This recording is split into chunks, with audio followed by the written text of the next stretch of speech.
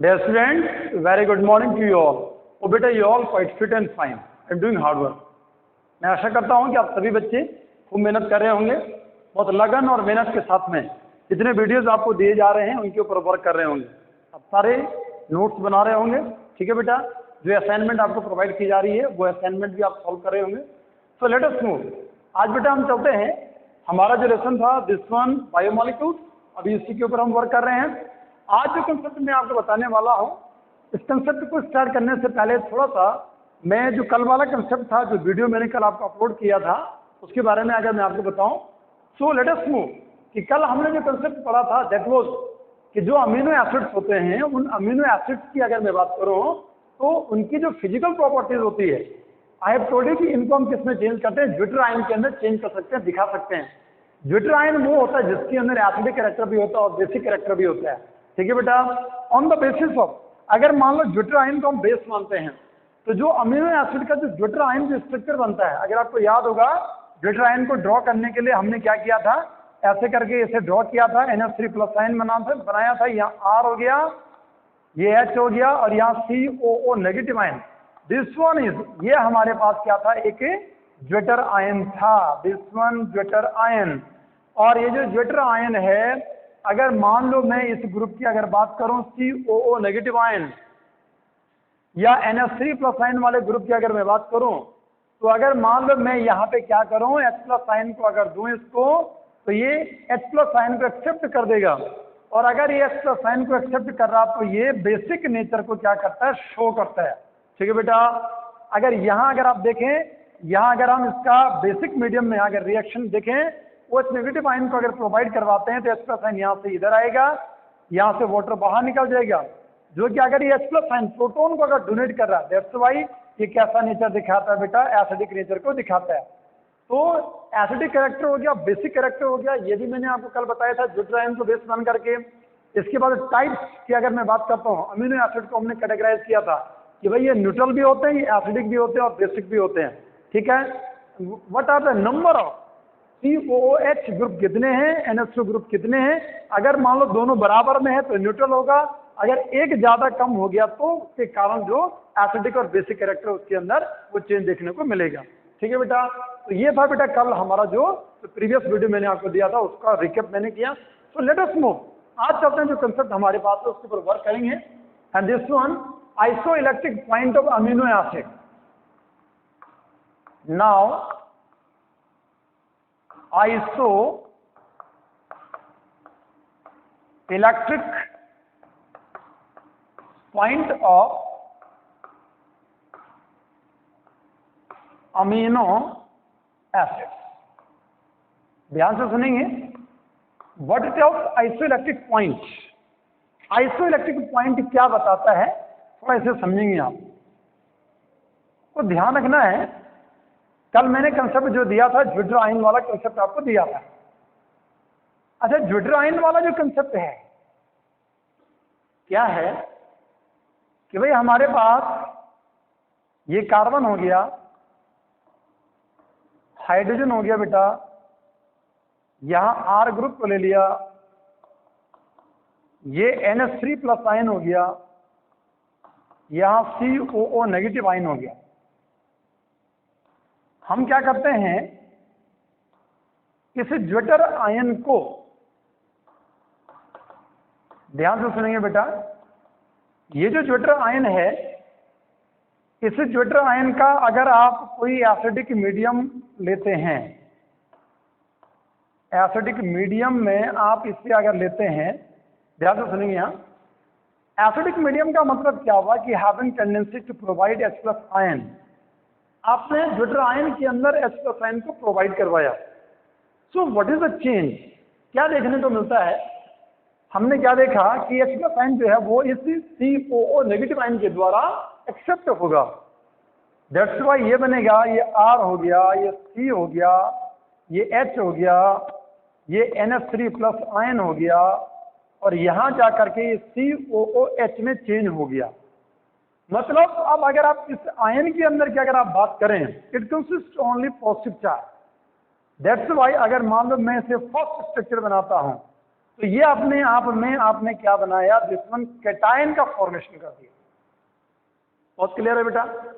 Now let us move, हम क्या करते हैं अगेन, अगर आप इसका बेसिक मीडियम की अगर मैं बात करूं, मतलब अगर आप इसका जो ज्वेटर आयन है उसको बेसिक मीडियम के अंदर अगर आप लेते हैं, तो बेसिक मीडियम में अगर आपने उसे लिया तो यहां से H+ आयन आएगा, यहां से OH नेगेटिव आयन, यहां से वाटर बाहर निकलेगा, ये जो बनेगा R हो गया, C हो गया, ये H हो गया बेटा, this one NH2 and again COO negative ion, यहां से H+ आयन इधर आया, H2O बाहर निकल गया, ये NH2 में चेंज हो गया, ये COO नेगेटिव आयन ही रहेगा।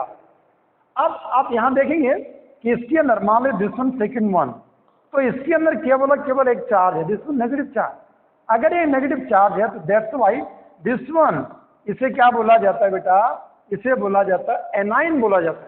ध्यान से सुनो, क्या बोला बेटा कि ज्वेटर आयन को अगर आपने एसिडिक मीडियम में लिया, ज्वेटर आयन को अगर आपने किस में लिया, बेसिक मीडियम में लिया, तो इसने क्या किया, respectively having tendency to provide and to form cation as well as the anion.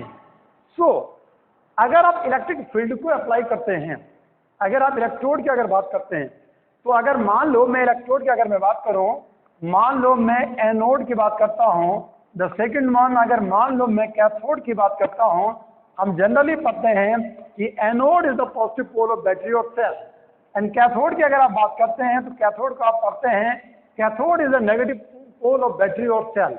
Electrochemical cell के अंदर चेंज होता है वो बात अलग है, लेकिन जनरली क्या बोला जाएगा, किसी भी साइंस की डिक्शनरी में अगर आपको एनोड और कैथोड को पढ़ना है तो जो प्रॉपर इसकी डेफिनेशन बनेगी कि एनोड अपने आप में पॉजिटिव पोल है, कैथोड अपने आप में क्या नेगेटिव पोल है। दैट्स व्हाई अगर मान लो आप इन कैटायन और एनायन की अगर बात करें तो जिसके ऊपर पॉजिटिव चार्ज होगा वो किसकी तरफ मूव करेगा, टुवर्ड्स कैथोड, मतलब कैटायन कहां जाएगा, कैथोड पे, और ये जो एनायन है वो एनायन कहां जाएगा, एनोड पे जाएगा, क्योंकि इसके ऊपर कौन सा चार्ज है, negative charge. So let us move, अब हम जो कंसेप्ट पढ़ रहे हैं उस कंसेप्ट का नाम है आइसोइलेक्ट्रिक पॉइंट। अब आइसोइलेक्ट्रिक पॉइंट क्या है? अच्छा, आइसोइलेक्ट्रिक पॉइंट वो पॉइंट होता है, मतलब आइसोइलेक्ट्रिक पॉइंट वो पॉइंट है या वो पीएच है या वो हाइड्रोजन आयन कंसंट्रेशन है। क्या लिखेंगे, यहां से मैं लिखूं द पीएच और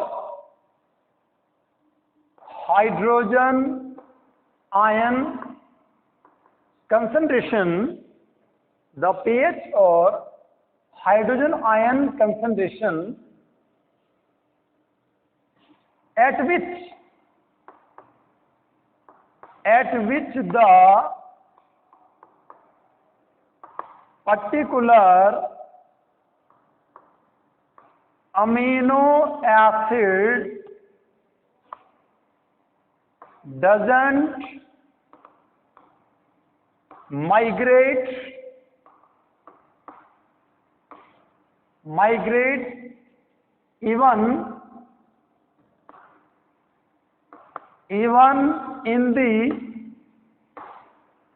even in the presence of electric field is called isoelectric point of that amino acid। ध्यान से सुनेंगे बेटा, क्या बोला गया कि द pH और hydrogen ion concentration eight which the particular amino acid doesn't migrate even in the presence of electric field is called isoelectric point of that amino acid।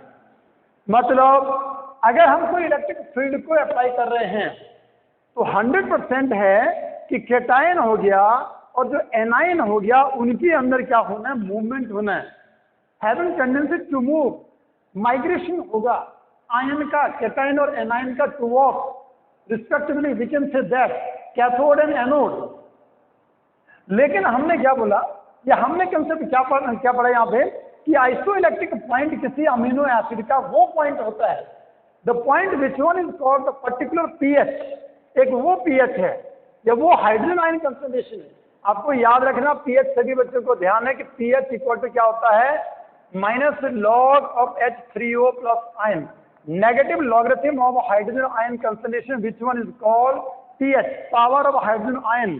ठीक है बेटा, दिस वन पीएच। तो क्या बोला जा रहा है, इन दोनों के बीच में रिलेशन है, एक दूसरे के इन्वर्सली है, या वो पीएच या वो हाइड्रोजन आयन कंसंट्रेशन, जिस पीएच पे या जिस किसी हाइड्रोजन आयन कंसंट्रेशन पे कोई particular amino acid electric field को अप्लाई करने के बावजूद भी इन कैटायंस और एनायंस के अंदर कोई भी मूवमेंट नहीं होता है। जब कोई भी मूवमेंट नहीं होता है, that's why this one is called the point and the pH and the hydrogen ion concentration which one is called isoelectric point. समझ गए बेटा, यस एंड नो। अगर मान लो मैं यहाँ पे आई एम सेइंग अबाउट, अगर मान लो बेटा मैं यहाँ पे बोलता हूँ we have neutral amino acid, या अगर यहाँ लिख दिया बेटा मैंने like this one acidic amino acid, या हम लिखते हैं like we have basic amino acid. तो ध्यान देंगे बेटा इनकी जो पीएच बनती है यहाँ बनेगी 5.5 से लेकर के this one 6.3, this is the neutral amino acid. If you want to say about acidic, यहाँ लिखेंगे बेटा 3.2 से लेकर के 3.6 की जो पीएच है। ध्यान देंगे बेटा यहाँ जो बनती है इट जस्ट इक्वल टू 7.6 से लेकर के एंड 10.4 तक की, 10.8 इंस्टेड ऑफ 4। ठीक है बेटा, ये जो पीएच होंगी, ये पीएच की जो रेंज बनेगी, जितने भी न्यूट्रल अमीनो एसिड होंगे, चाहे एलेनाइन की बात करें चाहे ग्लाइसाइन की बात करें, एसिडिक के अंदर मैंने आपको बोला था एस्पार्टिक एसिड हो गया, ग्लूटामिक एसिड हो गया, या यहाँ पे बेसिक अमीनो एसिड की अगर मैं बात करूं, चाहे हम लाइसाइन की बात करें, आर्जिनाइन की बात करें, हिस्टिडाइन की बात करें, यहाँ पीएच की रेंज क्या बनेगी बेटा, ये बनेगी। इस पीएच के बीच में ये क्या दिखाएगा, आइसो इलेक्ट्रिक पॉइंट को शो करेगा। ठीक है बेटा, आशा करता हूं कि आप सभी बच्चों को जो आइसो इलेक्ट्रिक पॉइंट वाला कंसेप्ट है बहुत क्लियरली आपको समझ में आया होगा। ठीक है बेटा, नोट करो।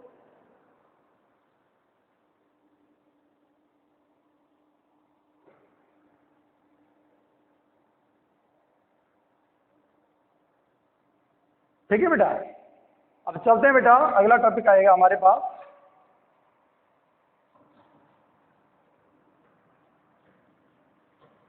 This one is peptide. अगर यहां मैं पेप्टाइड की बात करता हूं, अगर मान लो मैं यहां पेप्टाइड्स की अगर मैं बात कर रहा हूं, तो पेप्टाइड्स कौन होते हैं? These are those in which two amino acids condensed together with the loss of water molecule and to form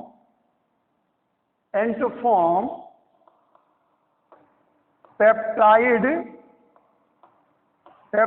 bond and to form peptide bond। ध्यान से सुनेंगे बेटा क्या बोला जा रहा है, क्या कंसेप्ट आपको बताया कि व्हाट आर पेप्टाइड्स, कि पेप्टाइड्स कौन होते हैं। भाई पेप्टाइड्स वो होते हैं, पेप्टाइड्स आर दो जिनके अंदर कौन सी टेंडेंसी है कि जब दो अमीनो एसिड आपस में कंडेंस होते हैं, आपस में जुड़ते हैं with the loss of water molecule.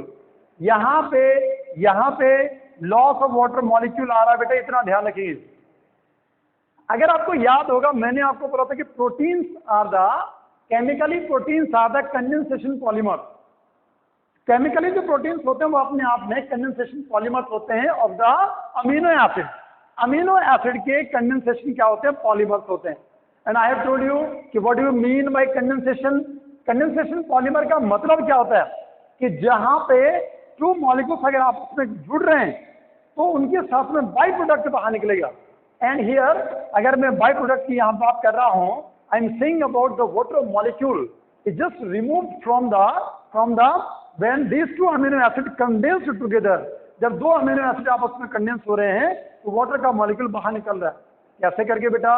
जैसे मान लो एक एग्जांपल मैं यहाँ पे लेता हूँ, हमारे पास एग्जांपल है लाइक दिस वन, ये कार्बन आ गया, यहाँ लिया बेटा मैंने NH2, ये हाइड्रोजन ले लिया, ये हाइड्रोजन आ गया, ये C डबल बॉन्ड O हो गया और ये OH हो गया बेटा। अगर आपको ध्यान होगा कल मैंने आपको बताया था COOH, this one carboxylic group, this one amino group. यहां ये जो COOH ग्रुप है एक इसका पार्ट हो गया, इसका नाम अगर आपको ध्यान होगा तो बोला था दिस वन ग्लाइसाइन, जिसे कि हम GLY से भी डिनोट कर सकते हैं। अगर मैं यहां पे दूसरा मॉलिक्यूल लेता हूं दिस वन NH2, अगेन यहां NH2 ले लिया बेटा मैंने, इसे रिप्रेजेंट करने का ये तरीका है। चाहो तो ये बॉन्ड ऐसे बना दो, आप ऐसे बना दिया आपने, नाइट्रोजन के 3 बॉन्ड बन रहे हैं।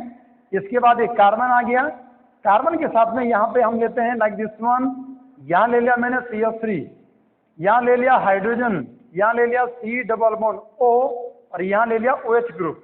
ध्यान से सुनिए कंसेप्ट क्या है। दिस वन इज, अगर इसकी बात करें तो इसे नाम दिया La9। क्या बोला बेटा? La9। क्या है La9? ALA, this one La9। अब यहाँ कंडेंसेशन हो रहा है, यहाँ से H आएगा बेटा, यहाँ से OH आएगा, वाटर का मॉलिक्यूल यहाँ से बाहर निकलेगा और यहाँ से बनने वाला जो प्रोडक्ट होगा अगर उसकी मैं बात करूं तो इधर आएगा बेटा। नाउ ये आ गया बेटा दिस वन NH2, ये C के साथ में ये H आ गया, यहाँ आ गया C डबल बॉन्ड O आ गया, ठीक है बेटा, C डबल बॉन्ड O, यहाँ से ये OH टूट गया, वाटर का मॉलिक्यूल बाहर निकलेगा। कार्बन टेट्रावैलेंट होता है, नाइट्रोजन ट्राईवैलेंट है, इसलिए ये दोनों फिर बॉन्ड बना देंगे। जैसे इन दोनों के बीच में बॉन्ड बनेगा, यहाँ आ गया N हो गया, ये ऊपर H आ गया, ये कार्बन हो गया, ये हाइड्रोजन हो गया और यहाँ बेटा CH3 आ गया और यहाँ लिखेंगे C डबल बॉन्ड O और यहाँ आ गया बेटा OH। ध्यान से सुनिए, दिस वन इज, ये जो चीज आपने तैयार की है इसका नाम है पेप्टाइड। इसे क्या बोला हमने? पेप्टाइड बोला। जिस पेप्टाइड के अंदर आपको क्या देखने को मिल रहा है, यहां बेटा आपको देखने को मिल रहा है ये वाला जो बॉन्ड है, ये आपको देखने को यहां मिल रहा है और ये जो बॉन्ड यहाँ पे है दिस वन CO और NH बॉन्ड आपको यहाँ पे दिखाई दे रहा है, जिससे कि CO NH बॉन्ड को बेटा मैं ऐसे भी लिख सकता हूँ, CO और NH बॉन्ड ऐसे भी रिप्रेजेंट किया जाता है। ये ऐसे करके भी आप इसे रिप्रेजेंट कर सकते हैं। दिस वन इज कॉल्ड, इसे बोला जाता है, इसे बोला जाता है पेप्टाइड बॉन्ड। कौन सा बॉन्ड है बेटा? ये पेप्टाइड बॉन्ड। क्या बॉन्ड बोला इसका नाम? This one peptide bond, this one is, इसे बोल दिया पेप्टाइड बॉन्ड।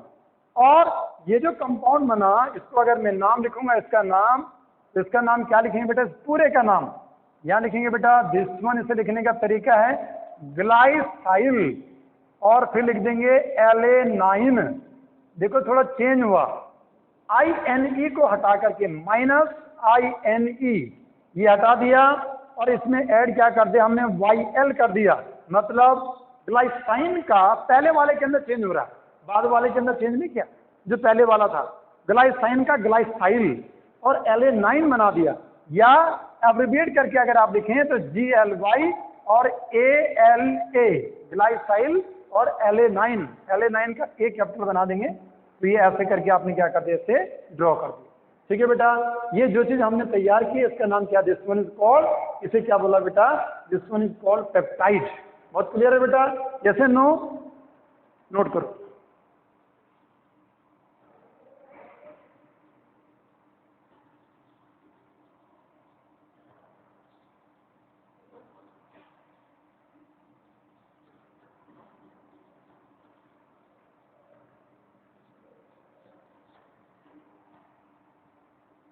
ठीक है बेटा, करिए, नोट करो। अच्छा, यहां बेटा एक कंसेप्ट मैं आपको बता रहा हूं, कंसेप्ट और आपको इंक्लूड करके दे रहा हूं। यहां बेटा हमारे पास एक टेस्ट आता है जिसे बोला जाता है निनहाइड्रिन टेस्ट। क्या बोलते हैं? निनहाइड्रिन टेस्ट बोला जाता है। और यहां लिखेंगे for the detection of amino acid. Amino acid के डिटेक्शन के लिए निनहाइड्रिन टेस्ट होता है। हम क्या करते हैं, कोई कंपाउंड लेते हैं, ठीक है बेटा, उसके अंदर अमीनो एसिड है या नहीं है, उसमें हम क्या करते हैं, उसमें हम निनहाइड्रिन को ऐड करते हैं, जो कि अपने आप में 2,2-डाई हाइड्रोक्सी निन डाइहाइड्रोक्सी इंडेन,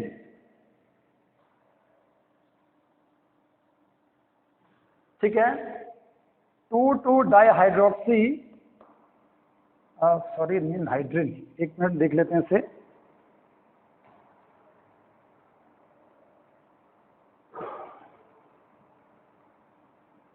ठीक है, 2,2-डाइहाइड्रोक्सी इंडेन, इंडेन। और यहां लिखेंगे बेटा दिस वन 1,3-डाइओन, ऐसे करके बेटा ऐसे लिखा जाता है। 2,2-डाइहाइड्रोक्सी इंडेन हो गया 1,3-डाइओन। अगर इसको आप ड्रॉ करना चाहते हैं, if you want to draw the structure, तो इसे बेटा हम ऐसे करके ड्रॉ करते हैं। ये ऐसे बना दिया बेटा हमने, ठीक है, ये ऐसे बना दिया।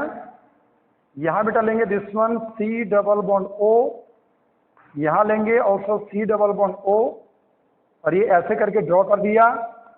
ये OH हो गया, ये OH हो गया, पहली पोजीशन हो गया, दूसरी पोजीशन हो गया 3, थर्ड नंबर की 2,2-डाइहाइड्रोक्सी, और यहां लिख दिया इंडेन हो गया, और 1,3-डाइओन ऐसे करके बना दिया। ये निनहाइड्रिन है। क्या किया हमने, अमीनो एसिड लिया, इसके साथ में 2,2-डाइहाइड्रोक्सी इंडेन 1,3-डाइओन को लिया। अब अगर जैसे ही आपने इसका सॉल्यूशन यहां पे लिया, इन दोनों को मिलाया, मिला करके बेटा यहां जो कलर आता है दिस वन, कैसा कलर आता है, पर्पल कलर का फॉर्मेशन होता है। आपको कैसा कलर दिखेगा बेटा, पर्पल कलर आपको दिखता है। अगर आपको पर्पल कलर यहां पे दिख रहा है, तो इसका मतलब जो सब्सटेंस आपने लिया था, उस सब्सटेंस के अंदर हमारे पास क्या चीज है, अमीनो एसिड है। मतलब how to detect amino acid, amino acid को डिटेक्ट करने के लिए आपने उसमें क्या किया, 2,2-डाइहाइड्रोक्सी इंडेन 1,3-डाइओन उसमें ऐड किया, पर्पल कलर आया। जैसे पर्पल कलर आया तो हमने क्या बोला कि इसके अंदर क्या था, अमीनो एसिड था। ठीक है बेटा, which one is called ninhydrin test, इसे नोट करो आप।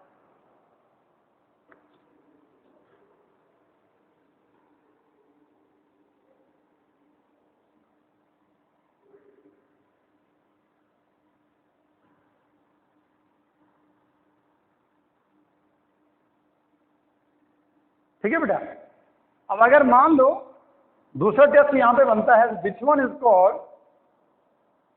दूसरा टेस्ट बनता है बेटा दिस वन इज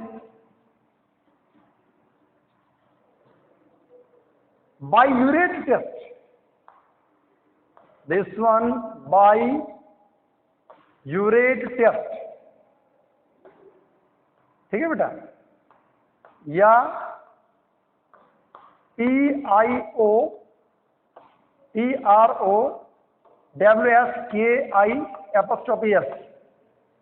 पियोट्रोवस्की टेस्ट भी इसे बोला जाता है, बाइयूरेट टेस्ट जिसे नाम दिया था। इसमें हम क्या करते हैं, यहां लिखेंगे test for detection of peptide bond, peptide bond, peptide bond की डिटेक्शन के लिए जो टेस्ट यहां पे हुआ उसका नाम क्या है, this one is called biuret test. कौन सा टेस्ट है बेटा, this one is called biuret test.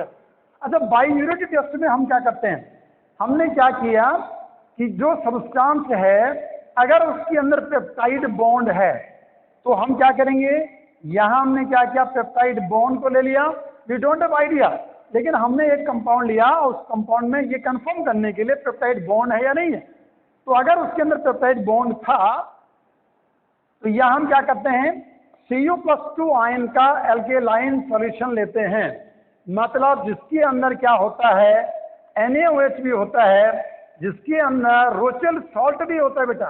क्या होता है, रोचेल सॉल्ट होता है। जैसे ये दोनों रिएक्शन करते हैं बेटा, रिएक्शन करने के बाद यहां हमारे पास जो कॉम्प्लेक्स बनेगा वो बनेगा this one violet in colour and which one is coordination compound. कैसा बनेगा बेटा, this one is coordination compound का फॉर्मेशन होता है। क्या बोला आपको, जैसे no, this one is biuret test for the detection of peptide bond. Peptide bond की डिटेक्शन के लिए बाइयूरेट टेस्ट हमने किया, हमने सब्सटेंस को लिया जिसमें पेप्टाइड बॉन्ड था, अगर होगा तो ही टेस्ट देगा। वायलेट कलर तभी बनेगा अगर उसमें क्या होगा, पेप्टाइड बॉन्ड होगा। क्या लिया उसमें हमने, एल्केलाइन कॉपर को लिया, हमने कॉपर सल्फेट को लिया, Cu+2 आयन, साथ में क्या है, NaOH ले लिया, रोचेल सॉल्ट ले लिया हमने। अगर आपको याद होगा, रोचेल सॉल्ट मैंने आपको पहले भी बताया था, सोडियम पोटेशियम टार्ट्रेट, मतलब अगर आप इसे ड्रॉ करना चाहते हैं, CH हो गया, ये OH हो गया बेटा, ठीक है, CH हो गया, ये OH हो गया, COO negative, Na+ ion, COO negative और K+ आयन, दिस वन, ये सारा मिला करके बेटा जो बना, ये हमने यहाँ पे ये रिएजेंट लिया, बाइयूरेट रिएजेंट के नाम से जाना जाता है, और इसकी रिएक्शन किससे करवाए, पेप्टाइड बॉन्ड से। अगर वायलेट कलर अगर यहाँ पे आ रहा है, दैट्स वाई हम ये बोल सकते हैं कि जो हमारे पास कंपाउंड था उस कंपाउंड के अंदर क्या था, पेप्टाइड बॉन्ड। अगर नहीं आ रहा तो एब्सेंस बोलेंगे। ठीक है बेटा, नोट करो आप इसे।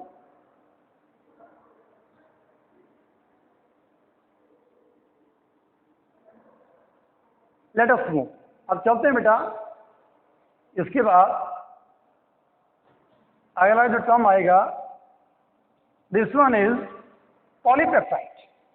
As earlier I told you about peptide, कि मैंने आपको पेप्टाइड बता दिया, पेप्टाइड क्या होते हैं। दूसरा नाम यहां दे रहा हूं बेटा, this one polypeptide. So how to define the term polypeptide, क्या लिखेंगे बेटा, when more than two, not two, poly बोलने के लिए more than two लिख देते हैं, टू में तो पेप्टाइड बोल दिया था हमने। when more than two amino acids condensed together to form a chain in which peptide bond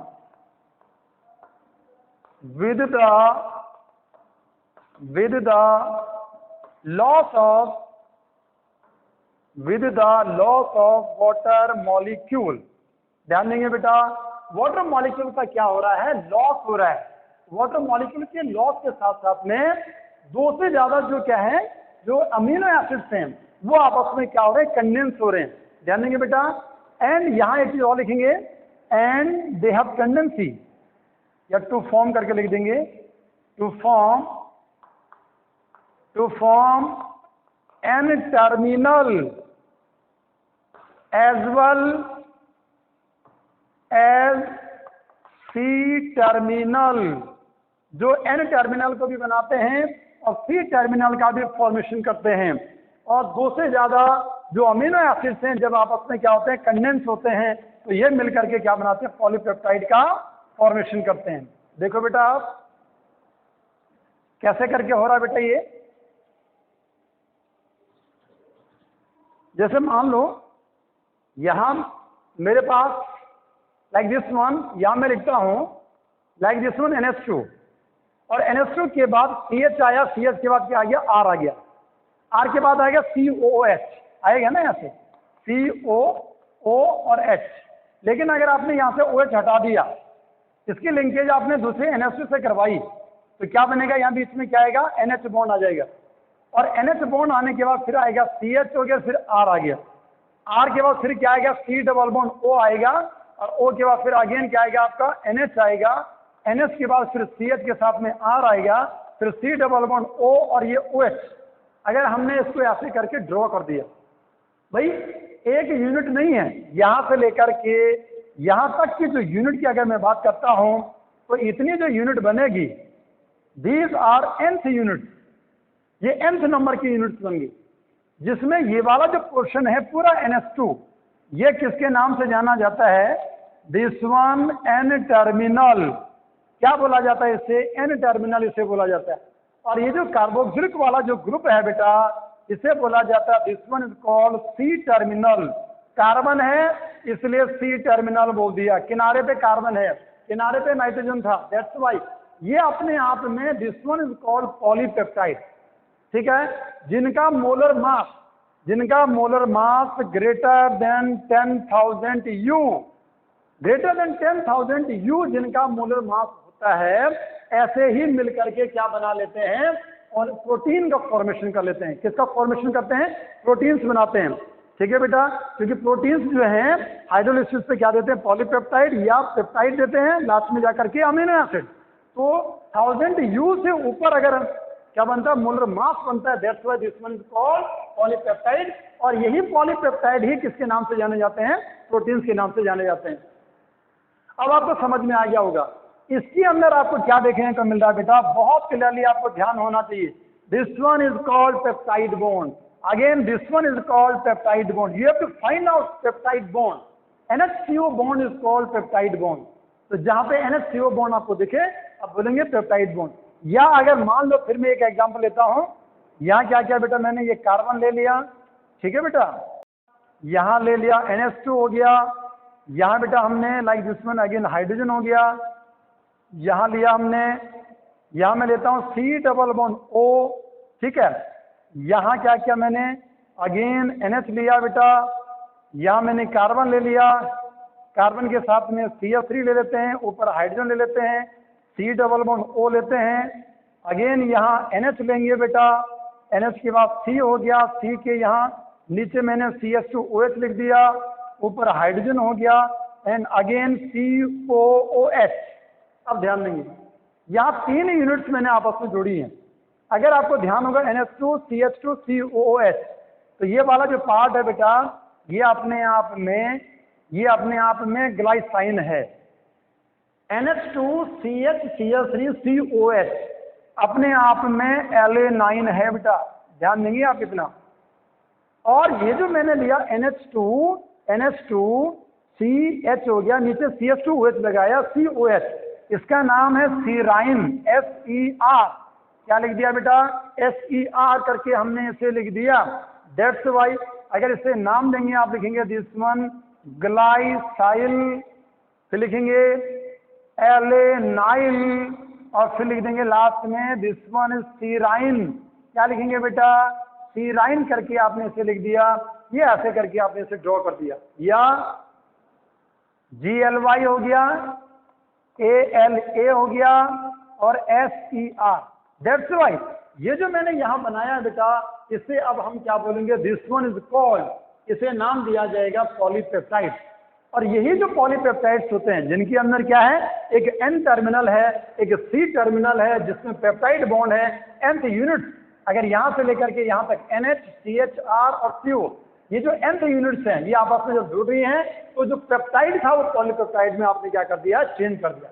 ठीक है बेटा, आशा करता हूं अब सभी बच्चों को जो आज का कंसेप्ट मैंने आपको करवाया बहुत क्लियरली, बहुत विजिबिलिटी के साथ में आपको समझ में आया होगा। ठीक है बेटा, होप सो गुड कि आप सभी बच्चे क्या करते हैं कि घर में मेहनत करते रहें और 100% आपका फीडबैक मिलना चाहिए। थैंक्स बेटा एंड गॉड ब्लेस।